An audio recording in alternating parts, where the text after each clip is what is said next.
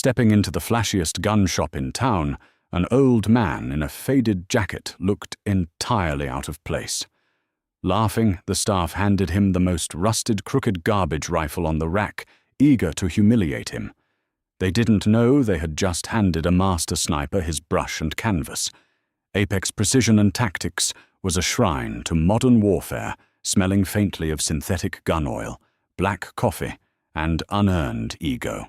The shop, nestled in the affluent suburbs of Boise, catered to a very specific demographic wealthy men who believed accuracy could be purchased with a platinum credit card. The walls were lined with custom chassis rifles, carbon fiber barrels, and scopes that cost more than a reliable used car. Behind the glass counter stood Alex Lawson, the 32-year-old owner. Alex sported a perfectly trimmed beard, a tactical polo shirt stretched tight over his biceps, and a smug expression that rarely left his face. He was holding court with two of his regular customers, Greg and Pete, debating the ballistic coefficients of proprietary Wildcat cartridges when the chime above the front door rang. Enter Henry Caldwell. Henry was 71 years old. He wore a faded canvas work jacket, denim jeans that had seen better decades, and scuffed leather boots. He walked with a slight rhythmic limp, leaning slightly heavily on his left leg. He didn't look like he belonged in Apex Precision. He looked like he belonged on a tractor or perhaps a porch rocking chair. The conversation at the counter died immediately. Alex looked up, his eyes sweeping over Henry with poorly concealed disdain. "Help you with something, Pop. The hunting licenses are sold down at the hardware store." Henry didn't flinch at the tone.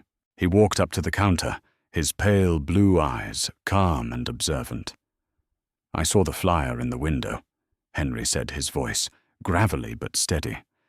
"The King of the Valley, 1,000-yard charity match, this Sunday. I'd like to put my name down." Greg and Pete exchanged amused glances. Alex actually chuckled, leaning forward on the pristine glass counter. "The King of the Valley Grandpa, that's a Precision Rifle Series match. We're shooting out to 1,200 yards. It's a $200 entry fee, and the guys shooting it are running $5,000 rigs. You sure you didn't mean to sign up for the turkey shoot at the VFW?" "I know what the match is," Henry replied smoothly. "I've got the entry fee. What I need is a rifle. Lost my collection in a house fire a few years back. Haven't had the money to replace them. I was hoping you might have something on the used rack that shoots straight. Something affordable." Alex's smirk widened. He looked at his buddies, a malicious glint in his eye.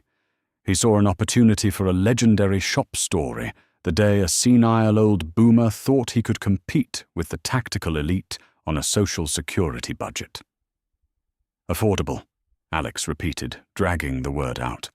"Well, precision ain't cheap, my man. But tell you what, I think I've got a little something in the back that might fit your budget. Give me a second." Alex disappeared into the back storeroom. Greg leaned against the counter, shaking his head. "You ever shot past 200 yards, old-timer? The wind out in the valley will eat you alive. You're just throwing $200 in the garbage." "I've managed the wind a time or two," Henry said quietly, not elaborating. Alex emerged from the back room, carrying something that made Greg and Pete burst into genuine laughter. It was a rifle, technically speaking, but just barely. It was an old base-model bolt-action, 308, that looked like it had been stored in a leaky truck bed for 5 years. Alex slammed it onto the counter padding. The synthetic stock was faded and visibly warped, peeling away from the barrel on the left side. The bluing on the barrel was completely gone, replaced by a scaly layer of orange surface rust. The bolt handle was pitted, and when Alex racked it, it sounded like 2 cinder blocks grinding together. "We call this the sewer pipe," Alex announced proudly. "Took it as a throw-in on a trade 3 years ago. The barrel is packed with copper fouling, the trigger pull is heavier than a cinder block, and the crown looks like somebody used it to hammer nails. But it fires. I'll let you have the whole rig, plus a dusty box of surplus ammo I found next to it for $80. Alex was expecting the old man to get angry, to storm out in a huff of offended pride. That was the joke. Instead, Henry reached out and picked up the rifle. His hands, thick-knuckled and scarred, moved over the weapon with surprising fluidity. He checked the chamber, his fingers tracing the rusted metal. He held the bore up to the fluorescent ceiling lights. To Alex, it looked like a ruined piece of trash. To Henry, who possessed a lifetime of mechanical intuition, it was a diagnostic X-ray. The rifling was filthy, caked with years of carbon and copper, but beneath the filth, the lands and grooves were deep. The action was gritty, but the locking lugs were massive and solid. The barrel was heavy contour. It was ugly, neglected, and abused, but the core geometry of the steel was still honest. $80, Henry said softly. Yep, all sales final. No refunds when you miss the target completely and hit a cow in the next county. Alex sneered. Henry reached into his jacket, pulled out a worn leather wallet, and counted out 4 $20 bills. He laid them on the glass. I'll take it, and I'll need a receipt. Alex eagerly wrote up the transfer, grinning the entire time. He handed the old man the rifle, the dusty box of cheap, mismatched surplus ammunition, and his receipt. See you Sunday, Pop, Alex called out as Henry walked toward the door. Try not to embarrass yourself too much. Henry paused at the door, the rusted rifle slung over his shoulder. He didn't turn around, but he spoke just loud enough for the whole shop to hear. The target doesn't care how much your rifle costs, son. It only cares where the bullet lands. The door chimed shut. Alex laughed. What a delusion. I can't wait to watch him zero that piece of junk. Henry drove his beat-up pickup truck back to his modest single-story home on the outskirts of town. He didn't take the rifle into the house.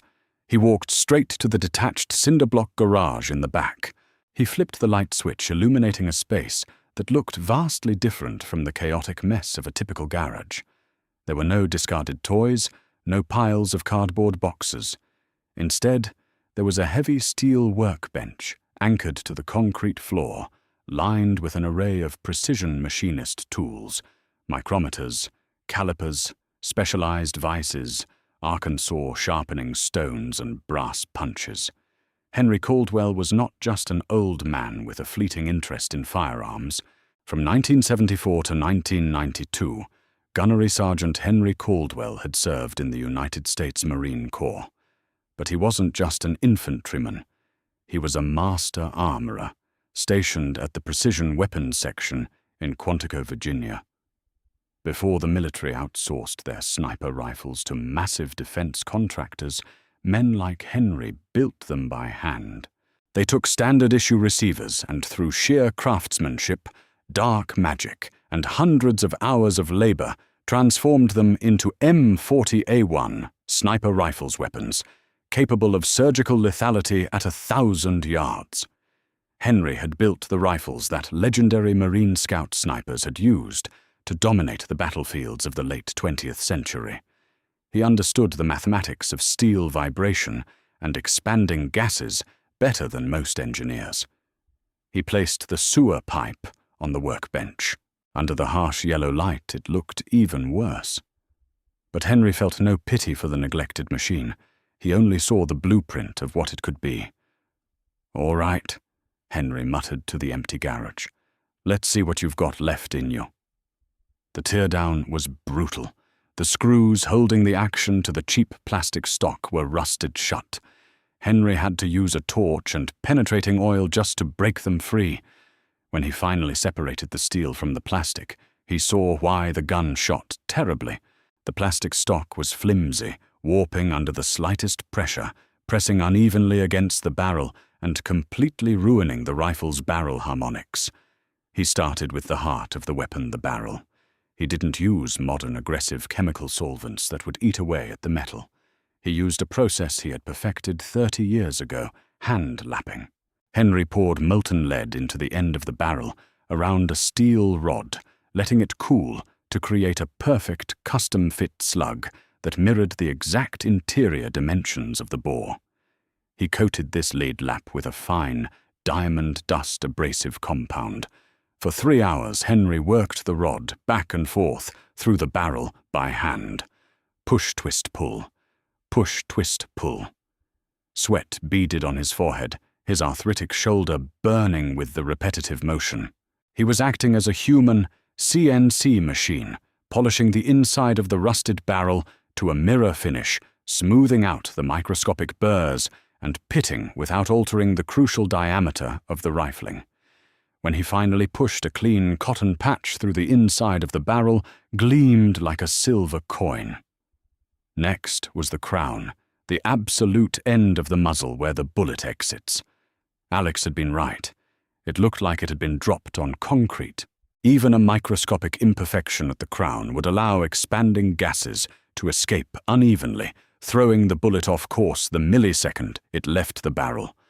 Henry chucked a brass carriage bolt into a hand drill, coated the rounded head with heavy valve-grinding compound, and pressed it against the muzzle.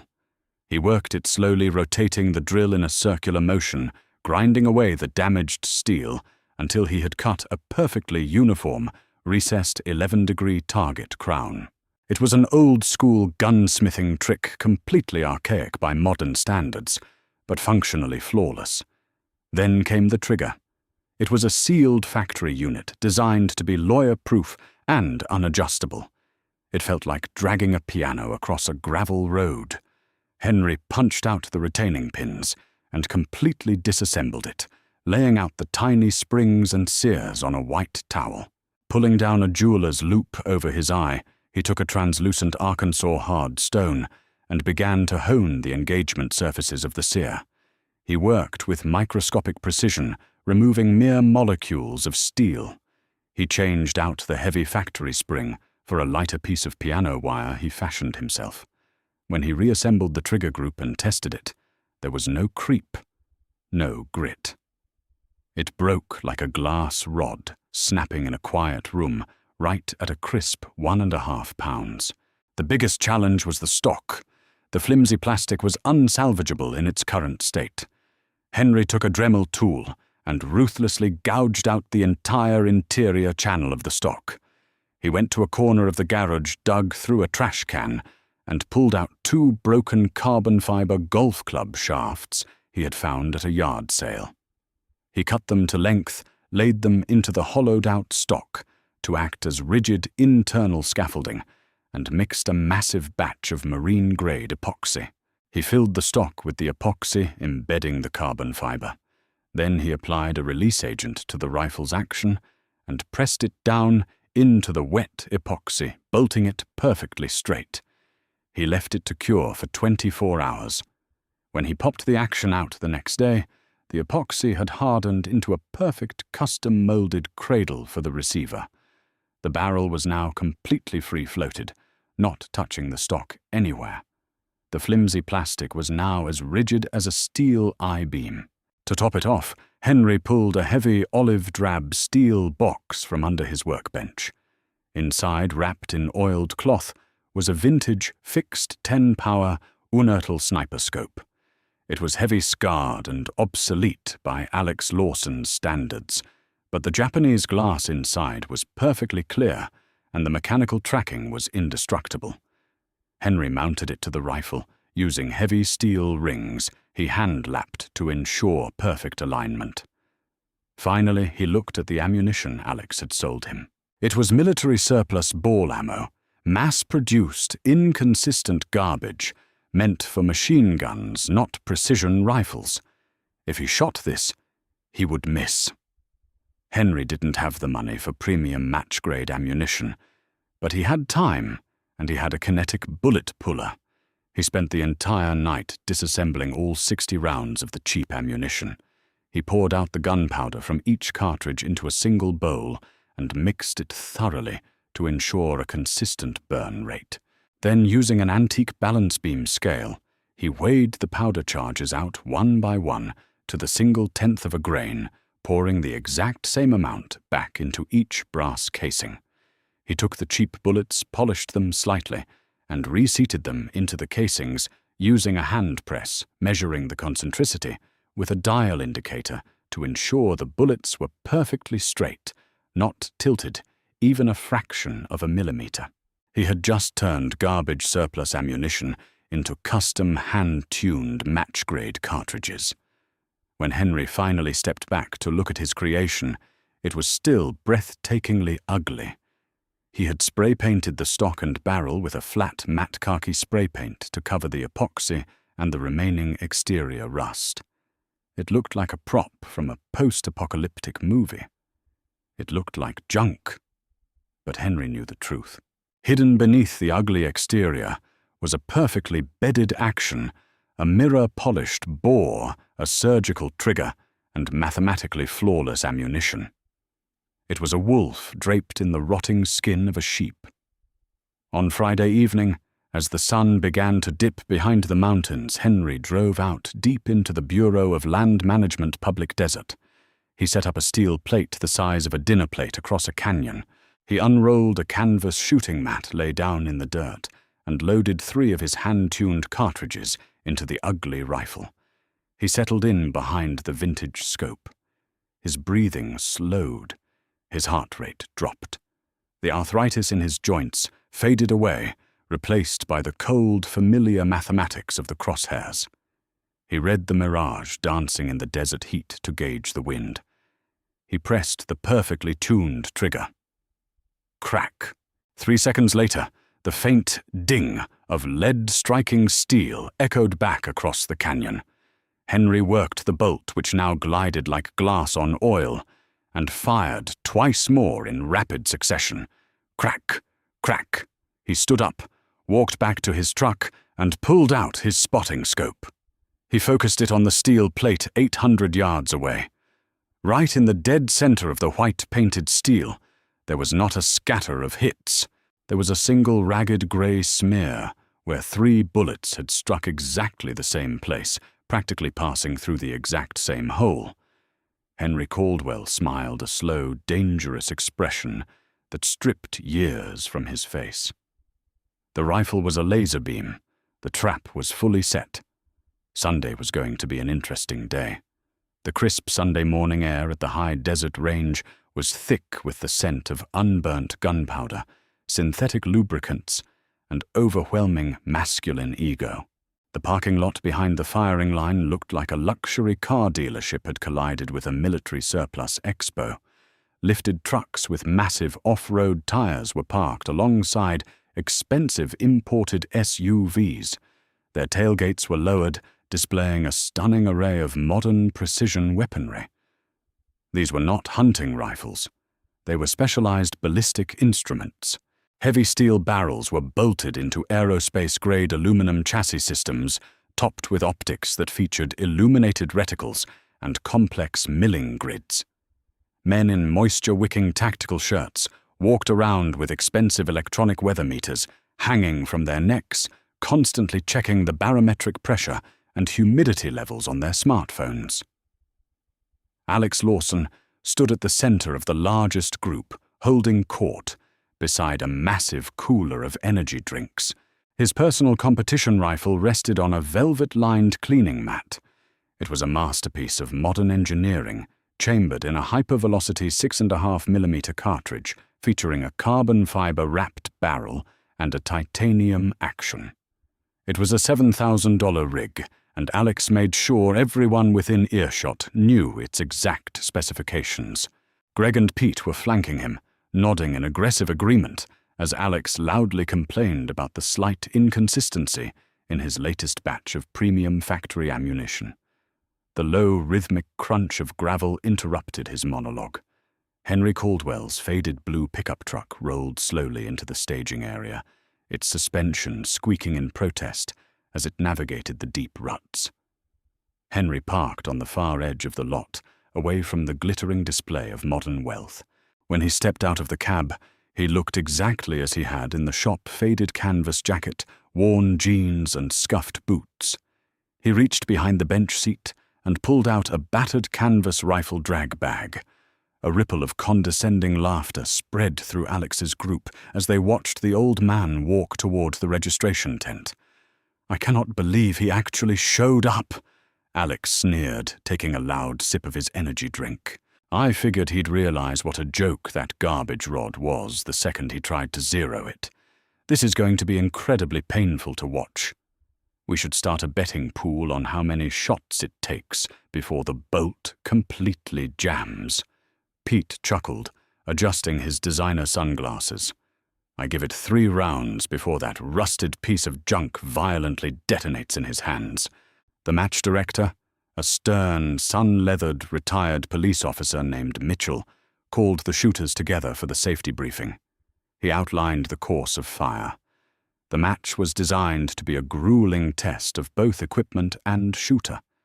There were no comfortable concrete benches here. Competitors would be required to shoot from awkward, unstable barricades, simulated rooftops, and steep, grassy inclines. The targets were small painted steel plates scattered across the valley floor at completely random distances, forcing the shooters to constantly calculate bullet drop and wind deflection on the fly. Stage 1 was called the tank trap. Shooters had exactly 90 seconds to climb onto a massive wooden X-shaped barricade, find a stable firing position on the uneven timber, and engage 5 steel targets positioned between 400 and 600 yards away. Alex was one of the first to shoot. He approached the barricade with practiced athletic aggression. He slammed his rifle onto the wood, deploying a specialized expensive sandbag to cushion the rifle. He consulted a digital ballistic calculator strapped to his wrist, violently dialed the elevation turret on his scope, and began firing. His rifle cracked with sharp, deafening precision. Ding, ding, ding, ding, ding. 5 rapid hits. The crowd offered a murmur of genuine approval. Alex stood up, slung his rifle over his shoulder, and shot a mocking smirk directly at Henry. When it was Henry's turn, the entire atmosphere on the firing line shifted from competitive focus to cruel amusement. Shooters whispered to each other, pointing at the ugly spray-painted rifle in the old man's hands. The matte khaki paint looked cheap and amateurish next to the flawless Cerakote finishes of the other rifles. Henry did not rush. He moved to the wooden barricade with a slow, deliberate economy of motion that only comes from a lifetime of physical discipline. He didn't have a fancy, specialized barricade bag. He simply took off his faded canvas jacket, rolled it up tightly, and draped it over the rough wood. He laid the ugly rifle across the jacket, settling his body into a surprisingly solid, kneeling position. "Shooter ready," Mitchell barked, holding the electronic shot timer. "Stand by. Beep!" Henry closed his eyes for a fraction of a second, letting the external noise of the crowd fade away. He opened them, his right eye pressing to the rubber cup of the vintage unertel scope. He didn't look at a wrist-mounted computer. He didn't check a digital wind meter. He knew his bullet's trajectory by heart, etched into his mind through decades of repetition. The heavy metallic slam of his bolt, chambering around, sounded incredibly loud. He exhaled slowly, watching the reticle settle perfectly on the center of the 400-yard steel silhouette. His finger brushed the meticulously polished trigger. Boom! The deep, concussive roar of the heavy .308 cartridge echoed off the canyon walls, sounding distinctly different from the high-pitched cracks of the modern calibers. For a long, silent moment, the crowd waited for the inevitable miss. 2 seconds later, a loud, undeniable smack of lead hitting heavy steel rang out. Alex blinked, his smile faltering slightly. Lucky shot. He just guessed the holdover. Henry didn't hesitate. He worked the heavy bolt with a fluid sweeping motion, ejecting the spent brass into the dirt. He didn't dial any turrets on his scope. He simply shifted his aim, using the microscopic crosshairs to hold high for the bullet drop at 500 yards. Boom! Another agonizing 2-second pause. Smack! A dead center hit. The whispers on the firing line suddenly died. Henry's rhythm was mesmerizing. It was an archaic mechanical ballet. Chamber breathe, press fire. The ugly, rusted rifle barely moved under the heavy recoil, tracking flawlessly back to the target, thanks to the perfectly balanced internal carbon fiber bedding Henry had crafted. Boom, smack, boom, smack, boom, smack. Time, Mitchell yelled, looking down at his stopwatch in absolute disbelief. 52 seconds, 5 hits, clean run. Henry quietly stood up, picked up his jacket, and gathered his brass casings from the dirt, leaving the firing line in total silence. Alex stared at the old man, his jaw clenched so tightly, his teeth ground together. It was impossible. The trigger on that gun had been completely seized. The barrel had been ruined, yet the old man had just shot a perfect stage faster than half the guys with custom gear. "Don't worry about it," Greg muttered, placing a hand on Alex's shoulder. "Anybody can get lucky at 600 yards. Wait until we move to the back ridgeline. The wind out there will completely destroy that heavy, slow bullet of his. The 1,000-yard line is where the trash gets taken out." Alex nodded slowly, his eyes burning with renewed arrogance. "Yeah, you're right. Let's see him try that old-school garbage when the physics actually start to matter." By mid-afternoon, the remaining field was whittled down to 10. Unpredictable thermals rising from the floor wreaked absolute havoc. Electronic weather meters proved completely useless. Once read, the unseen wind's downrange had already changed direction. The firing line shifted to an exposed rocky cliff. The final challenge was the crucible. One white steel silhouette placed exactly 1,200 yards away. Across the vast canyon, it looked smaller than a grain of rice. A swirling crosswind ripped through the valley, kicking up violent dust devils. Alex Lawson was furious. He trailed first place by a single point. But what enraged him most was that Henry Caldwell was tied with him.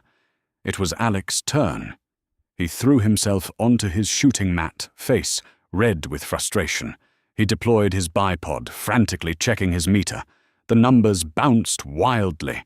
He punched data into his phone, seeking a firing solution. "I have a left hold," Alex muttered to Pete. "Dialing windage. Sending it." Alex fired. The crowd watched the trace disturb the air. It flew true until a sudden updraft caught the light projectile. "Miss," Mitchell called out. Impact was high and right. Alex swore loudly, slamming his fist down. He racked the bolt and fired twice more, desperately chasing the wind. "Miss! Miss!" Mitchell reported. "Shooter is finished. 0 hits." Alex stood up, kicking a loose rock. "The wind is impossible," he shouted. "The thermals are washing out the bullets."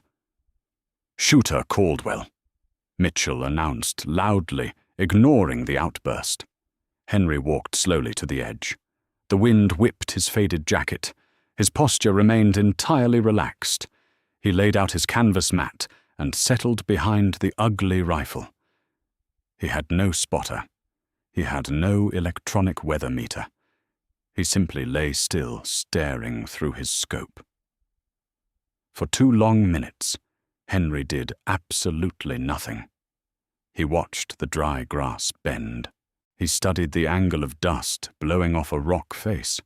He watched the shimmering heat mirage distort the white target. He built a spatial map of invisible air currents inside his mind. His hand finally moved to the exposed turrets. He used raw analog intuition. He dialed his elevation. He intentionally aimed off the target, compensating for the wind he felt against his cheek. He inhaled, letting breath out in a steady hiss. The trigger broke. The rifle surged. Henry instantly forced his eye back into the scope. Flight time was nearly 2 seconds. It felt like eternity. Far across the chasm, a brilliant silver spark flashed. A heavy gong echoed back. Total silence gripped the line. Henry effortlessly worked the bolt. He adjusted his hold slightly. The second shot fired. 2 seconds passed. Another direct hit. He loaded his final cartridge. The wind suddenly died. Henry recognized the pressure drop. He held dead center. The third shot fired. Another gong echoed loudly. 3 hits! Mitchell whispered, his hands shaking. Perfect score! The crowd erupted. Men were shouting, staring at the old man in absolute awe. Henry slowly pushed himself up from the dirt, retrieved his 3 spent brass casings, and slipped them into his pocket. Alex pushed his way to the front, staring at the ugly rifle. "That is impossible!" Alex stammered, his bravado entirely shattered. "That is the sewer pipe. What did you do to it?" Henry looked at Alex. "I lapped the bore with diamond dust. I recut the crown. I hollowed the stock-embedded carbon shafts and bedded the action so it floats. I honed the sear to a crisp break, and I pulled down the surplus ammo weighed powder to the 1/10 of a grain and perfectly aligned the bullets." Alex stood utterly speechless. Henry slung the rifle. "I spent 20 years building sniper rifles for the United States Marine Corps in Quantico. You boys think accuracy comes in a fancy cardboard box with a big price tag. You think you can buy skill with a platinum card." Henry tapped the rusted barrel. "This steel was always honest. It just needed someone who knew how to listen to it. The target does not care how much your rifle costs, son. It only cares who is pulling the trigger." With that, the master armorer walked away. That is the true difference between buying accuracy and building it. If you loved this incredible true story of a veteran proving that skill and craftsmanship will always defeat arrogance, and an open wallet, please hit that like button. Share this video with a friend who appreciates real talent, and please don't forget to subscribe to the channel for more amazing real-life stories. Drop a comment below. Would you have ever trusted that rusted old rifle? See you next time.